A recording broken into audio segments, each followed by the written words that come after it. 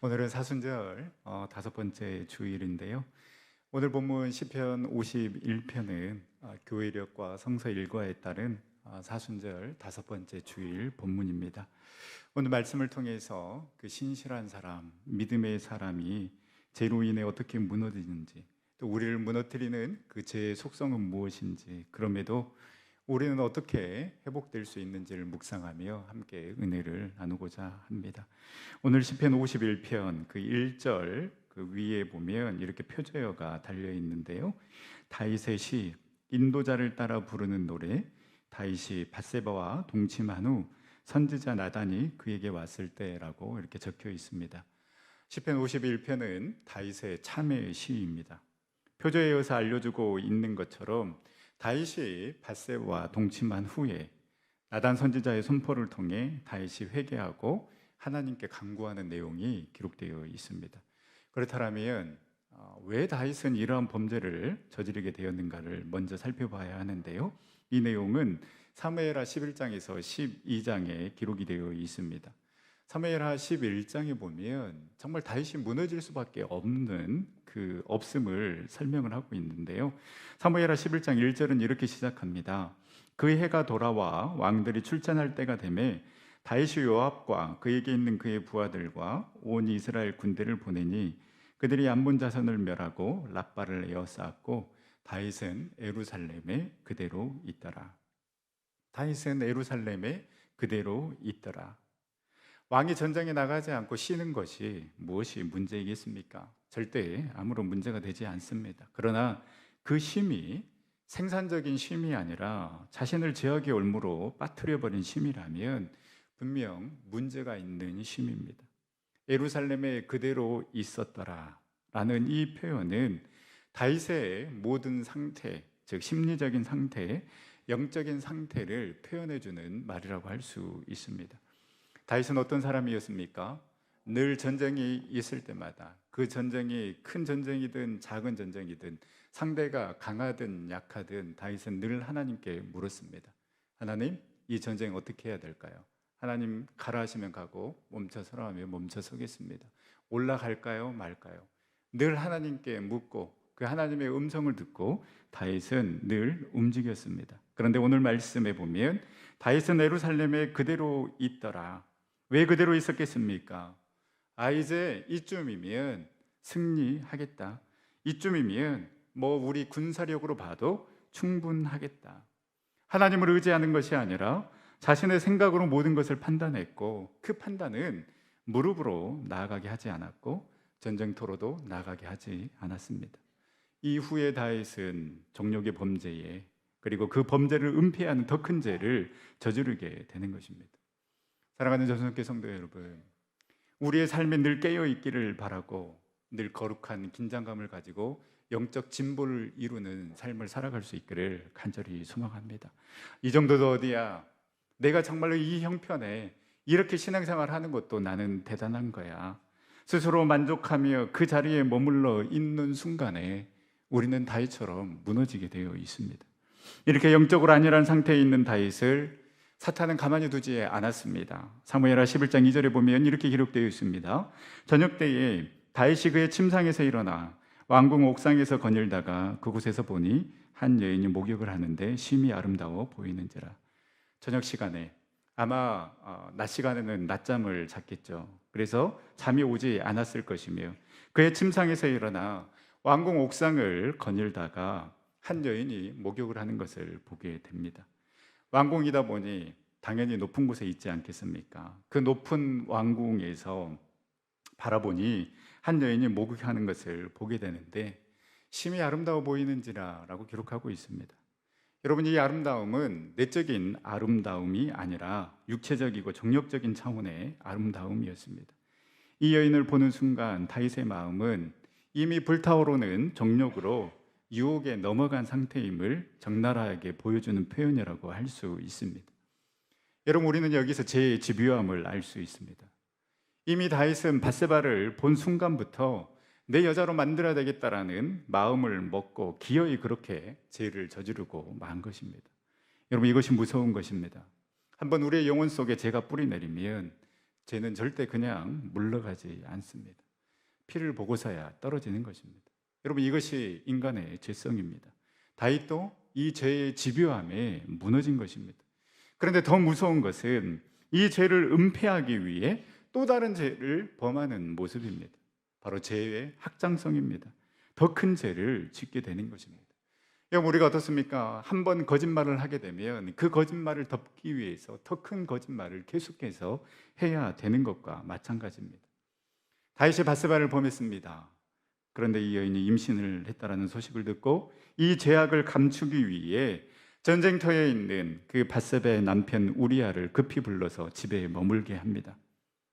그 밧세바의 임신이 남편 우리아로 말미암은 것처럼 위장하려고 했는데, 그러나 충직한 우리아는 사무엘하 11장 11절에 보면 지금 전쟁 중에 있고, 그리고 우리의 군대 장관 내 주 요압이 그리고 내 왕의 부하들이 바깥 들에 진치고 있는데 내가 어찌 집에서 먹고 마시고 즐길 수 있겠는가? 그리고 아내와의 잠자리를 거부합니다. 여러분, 얼마나 충성스러운 신하입니까?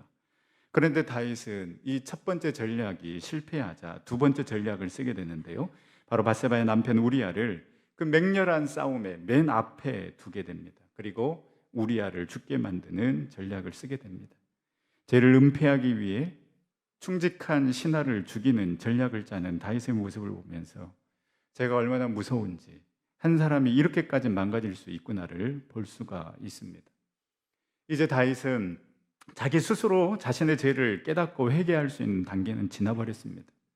아마 다윗은 이제 모든 것이 잘 감추어지고 은폐되었을 것이다라고 생각했을 것이지만, 그러나 하나님께서는 나단 선지자를 보내셔서 끝내 그 다윗의 죄를 기억나게 하시고 깨닫게 하셨습니다. 하나님께서 다윗에게 나단 선지자를 보낸 시점을 보면 다윗이 이 범죄를 범하고 그리고 밧세바의 남편 우리아가 죽고 그 장례를 치르고 난 다음에 1년 정도가 지난 시점입니다. 사무엘하 17장 27절에 보면 다윗이 밧세바를 아내로 맞아 아들을 낳으니라 라고 기록하고 있는데요, 그러니까 다윗은 이 엄청난 범죄 이후에도 아무렇지도 않게 1년을 보낸 것입니다. 즉, 하나님은 다윗이 스스로 자신의 죄를 회개하도록 어찌 보면 1년 동안 기회를 주신 것입니다. 그러나 다윗은 이제 나는 완전 범죄를 하였다라는 생각에 회개하지 않고 있었던 것입니다. 여러분, 바로 이것이 인간의 우리의 적나라한 모습입니다. 그렇게 신앙과 믿음이 좋았던 다윗도 범죄로 말미암아 영성이 무디어져서 하나님을 의식하지 못하고 산 것입니다. 그래서 하나님께서는 다윗을 깨우치기 위해 나단 선지자를 다윗에게 보내어서 그의 죄의 심각성을 깨닫게 하는 비유를 들려주게 하시고 또 직접적으로 그의 죄를 지적하며 책망하게 하셨습니다. 나단 선지자는 참으로 적절한 비유를 들어 설명합니다. 부한 사람과 가난한 사람이 있는데 이 부자가 손님이 오자 이자가 자신의 양과 소를 잡지 아니하고 그 한 마리밖에 없는 가난한 사람의 양 새끼를 빼앗아서 자기에게 온 손님을 대접했다고 설명을 합니다. 이 이야기를 들었으면 영적으로 민감한 다윗이었더라면 이건 내 이야기구나 라고 깨달았을 것입니다. 얼마나 적절한 비유입니까? 다윗이 알 법도 한데 깨달을 법만도 한데, 그러나 오히려 다윗은 큰 소리를 칩니다. 거기에 감히 여호와의 살아계심을 두고 맹세까지 하면서 내가 그 사람을 마땅히 죽일 것이다, 그 사람은 마땅히 죽을 자다라고 이야기를 합니다. 이때 나단 선지자가 외칩니다. 당신이 바로 그 사람이더라고. 여러분, 하나님의 말씀은 분명하고 단호합니다. 그리고 언제나 직접적이고 나를 향한 말씀으로 종결됩니다.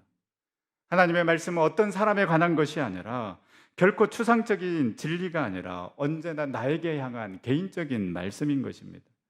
다윗이 그동안 회개하지 않았던 것은 하나님의 말씀을 나에게 적용시키지 않았기 때문입니다. 여러분, 말씀을 들을 때에 3인칭 관찰자 시점으로 듣는 분들이 계십니다. 말씀을 듣고 말씀을 묵상함에도 이 말씀은 나와 아무 상관이 없는 듯이 그 말씀을 듣고 묵상합니다. 그러면서 이 말씀은 김 집사가 들어야 되는데, 이 말씀은 김 권사가 들어야 되는데, 여러분, 이런 마음으로 마치 구경하듯 판단하듯 하나님의 말씀을 듣는 분들이 있는데요, 우리가 말씀을 듣고 묵상할 때마다 오늘 나에게 들려주신 그 하나님의 말씀으로 받고 나에게 적용시켜서 그 하나님의 마음과 하나님의 뜻을 깨닫는 그런 삶을 살아갈 수 있기를 간절히 소망합니다. 여러분이 나단 선지자의 추상 같은 호령과 심령과 골수를 쪼개는 외침에 다윗은 나단 선지자의 선포를 하나님의 말씀으로 받아들이고 참회하는 마음으로 회개를 시작하는데요. 그 내용이 바로 오늘 우리가 읽은 시편 51편의 내용입니다. 먼저 다윗은 가장 먼저 하나님의 속성인 인자와 은혜와 긍휼을 의지하며 자신의 죄를 하나님께 아뢰며 나아갑니다. 시편 51편 1절에서 2절 말씀입니다. 하나님, 당신은 인자의 하나님이시지 않습니까? 당신은 은혜의 하나님이시지 않습니까? 당신은 긍휼의 하나님이시지 않습니까? 나의 죄악을 지워주시고 나의 죄악은 맑게 씻어주시고 나의 죄를 깨끗이 제하여 주시옵소서라고 다윗은 간구하고 있습니다. 여기에서 죄악, 죄라는 단어가 계속해서 나오는데요. 이 원문을 보면 죄악, 죄 다 비슷한 단어로 쓰일 것처럼 보이지만, 똑같은 단어로 쓰인 것처럼 보이지만은요, 단어가 다 다릅니다. 나의 죄악을 지워주시고 에서의 죄악은 페샤인데요, 이는 하나님께 반역하는 행위를 말합니다. 두 번째, 나의 죄악을 맑게 씻으시며에서의 죄악은 아온인데요, 이는 하나님이 원하시는 인격에서 벗어나 왜곡된 삶을 사는 것을 말합니다. 세 번째, 나의 죄를 깨끗이 제하소서의 죄는 하타트인데요, 하나님의 계명을 어기는 것을 가리킵니다. 이처럼 우리는 다양한 모습으로 죄를 범하고 하나님께 반기를 드는 삶을 살아갑니다. 다윗은 이러한 자신의 모습을 본 것입니다. 1년 동안은 자신의 제약된 모습을 바라보지 못했고 깨닫지 못했지만 이제야 비로소 자신이 얼마나 큰 죄를 저질렀는지를 깨닫게 된 것입니다. 3절에 이렇게 고백합니다. 모른 나는 내 죄과를 아오니 내 죄가 항상 내 앞에 있나이다. 다른 사람은 몰라도 이제 나는 내 죄를 이제 알겠습니다라고 고백하고 있는 것입니다. 여러분, 이 고백은 너무나도 중요합니다. 다른 사람은 모르니까 정말 다행이야가 아니라 하나님은 알고 계시니 하나님 앞에 내가 얼마나 큰 죄인인가를 고백해야 하는 것입니다. 뿐만 아니라 다윗은 내 죄가 항상 내 앞에 있나이다라고 고백하고 있는데요, 죄가 항상 내 앞에 있기 때문에 내가 걸음을 옮길 때마다 늘 이 죄의 유혹이 나 자신 앞에 도사리고 있음을 고백함으로써 자신이 늘 이 내 앞에 있는 이 죄의 유혹과 시험에 넘어갔음을 인정하고 있는 것입니다. 이처럼 늘 죄의 유혹과 시험에 무너질 수밖에 없는 그 연약한 존재임을 인정하고 하나님의 은혜, 하나님의 긍휼하심을 의지하며 죄를 낱낱이 고백하며 나아갈 때에 우리는 비로소 하나님의 사랑을 경험하게 될 것입니다. 요한일서 1장 9절에서 10절 말씀해 보면, 만일 우리가 우리 죄를 자복하면 그는 미쁘시고 의로우사 우리 죄를 사하시며 우리를 모든 불의에서 깨끗게 하실 것이요, 만일 우리가 범죄하지 아니하였다 하면 하나님을 거짓말하는 이로 만드는 것이니 또한 그의 말씀이 우리 속에 있지 아니하니라. 우리의 죄를 자백하면 깨끗하게 해주시겠다라고 약속하십니다. 근데 여러분, 이 자백이 쉽지 않습니다. 다윗이 1년 동안 은폐하고 무시하였던 것처럼 우리 또한 철저하게 우리의 죄를 무시하고 은폐합니다. 그러면서 스스로 이 정도면 괜찮지, 오히려 세상 사람들보다는 내가 낫지 않나?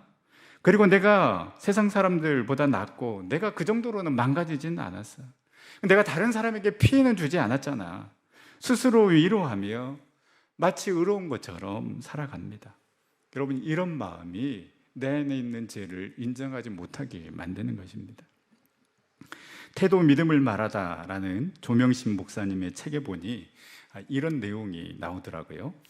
여러분, 넷플릭스로 더 글로리라는 드라마 혹시 보셨습니까? 많은 분들이 아마 보셨을 텐데요, 그 학창 시절 폭력으로 영혼까지 부서진 한 여인, 이제 송혜교가 맡은 문동은인데요, 이 문동은이 온 생을 바쳐서 복수하는 내용입니다. 거기에 보면 하도영이 나오는데요, 외모, 매너, 품위 어느 것 하나 빠지지 않는 고품격 신사로 나옵니다. 바로 이 하도영의 아내가 학교 폭력의 주동자였던 박연진인데요, 이 주인공 동은이가 이 연진에게 복수하면서 했던 말, 연진아, 나 지금 되게 신나라는 이 표현이 많이 패러디되고 있는데요. 이 하도용의 아내 연진이는 대놓고 수준 낮은 갑질을 일삼는다라면, 남편 도용은 수준 높은 갑질을 보여주는 사람입니다. 자기 기준에 맞지 않거나 눈에 거슬리면 가만히 있지 않습니다. 자신의 품격 유지를 위해 상대를 뭉개버립니다. 폭력은 행사하지 않지만 나이스하게, 매너 있게, 품위 있게 움직입니다. 그래서 붙여진 별명이 나이스한 개 땡땡입니다. 저는 오늘날 그리스도인들이 바로 이 나이스한 그리스도인이라고 생각합니다. 교회에서는 나이스한 사람으로 보이는 것에 만족하면서 실제 삶에서는 나쁜 그리스도인으로 살아갑니다. 그러나 정작 그것이 죄인 줄도 모르며 살아가고 있는 것입니다. 그러면서 마음 한켠에 드러나지만 않으면, 들키지만 않으면, 걸리지만 않으면 여러분 계속 나이스한 사람으로 살아갈 수 있지만, 그러나 여러분, 나이스한 나쁜 놈임에도 존경과 칭찬을 받는 사람으로 살아가는 일만큼 두려운 일이 없다는 것을 우리는 알아야 합니다. 여러분, 이게 얼마나 큰 죄입니까? 죄를 죄로 깨닫지 못하는 것이야말로 너무나도 큰 죄입니다. 죄를 깨닫는다라면 회개할 기회라도 있지만 깨닫지 못하면 회개할 기회조차 얻지 못하기 때문입니다. 여러분, 또 왜 죄를 인정하기 어렵습니까? 사람은 죄를 지으면 그 죄에 대해서 핑계를 대거나 합리화시키려고 하기 때문입니다. 사랑하는 전성교 성도 여러분, 우리 핑계대지 맙시다. 정당화시키지 맙시다. 예수님 시대와 지금 시대와는 다르지 않냐? 어떻게 우리가 예수님처럼 살아갈 수 있겠어요? 어떻게 말씀처럼 살아가? 그렇게 늘 핑계거리를 찾고 빠져나갈 구멍을 어찌하든지 만들려고 합니다. 여러분, 이 방법만 찾다 보니 말씀대로 살아가려고 하는 노력도 시도도 몸부림도 없이 그냥 너무 쉽게 타협하며 죄악의 길로 가고 있지는 않습니까? 그러면서도 어쩔 수 없었다고, 이 정도는 괜찮을 거야, 뭐 다른 기독교인들도, 교회 다니는 사람들도 다 이렇게 살아가던데, 그렇게 합리화하며 살아가고 있지는 않습니까? 넘어지더라도, 실수하더라도 나의 연약함을 인정하고 나의 죄를 고백하며 치열하게 죄와 싸우며 하나님께 나아가는 사람이 하나님의 은혜와 사랑을 경험하게 되고 그 하나님의 만져주심과 하나님의 위로를 경험할 수 있는 것입니다. 이 경험이 있어야 우리는 다시 힘을 얻습니다. 이 경험이 있어야 하나님이 여전히 나를 사랑하시는구나, 이것을 느끼며 더 담대하게 하나님의 자녀답게 살아갈 수 있습니다. 철저하게 나의 죄를 인정하고 낱낱이 고백함으로 그 주님 앞에 벌거숭이가 되어서 예수 그리스도의 그 보혈의 피로 덮어주시는 그 속죄의 옷을 입고 인자의 하나님, 긍휼의 하나님, 은혜의 하나님의 손길을 통해 참된 제사함의 기쁨과 은혜를 누리는 우리 전생의 모든 성도님들이 다 될 수 있기를 간절히 소망합니다. 다시는 이렇게 다윗은 철저하게 회개했습니다. 다윗은 이렇게 철저하게 회개도 했지만은, 그러나 다윗이 간절히 간구한 기도의 내용이 있습니다. 철저하게 회개도 했지만 그러나 다시 한번 하나님 앞에 간절히 간구했던 그 내용이 무엇인가?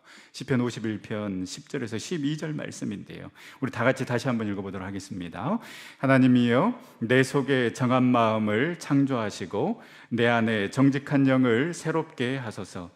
나를 주 앞에서 쫓아내지 마시며 주의 성령을 내게서 거두지 마소서. 주의 구원의 즐거움을 내게 회복시켜 주시고 자원하는 심령을 주사 나를 붙드소서. 아멘. 자신의 죄를 낱낱이 고백한 다윗이 왜 이러한 간구를 했겠습니까? 이제 하나님, 나 더 이상 죄에 끌려다니지 않고 싶습니다. 그 죄를 이기고 싶습니다. 그러니 나의 이 간구를 들어주시옵소서. 나약하고 연약한 우리는 다윗의 표현처럼 죄가 항상 내 앞에 있기 때문에 늘 그 죄의 유혹에 빠지며 넘어질 수밖에 없는 존재입니다. 그것을 알기 때문에 지금 다윗은 간구하고 있는 것입니다. 첫 번째, 하나님, 내 속에 정한 마음을 창조하시고 내 안에 정직한 영을 새롭게 하여 주시옵소서라고 간구하고 있습니다. 다윗은 현재 자기의 심령을 고쳐 쓰기에는 너무나도 부패하고 타락한 자신의 마음을 너무나도 잘 알고 있습니다. 그래서 엘로힘, 전지전능하신 하나님, 그 천지를 창조하신 하나님께서 최초 인간인 아담에게 생명을 불어넣어 주셨듯이 완전히 새롭게 창조된 내 마음에 정직한 영을 새롭게 해달라고 간구하고 있는 것입니다. 완전히 다시 태어나야 됩니다. 본 어게인 해야 됩니다. 완전히 거듭나야 합니다. 그러기 위해서는 우리가 죽어야 하는 것입니다. 제 본성을 가진 옛 심령은 죽고 의롭고 새로운 심령을 가져야 하는 것입니다. 그래야 우리는 죄에 끌려다니지 아니하고 승리할 수 있는 것입니다.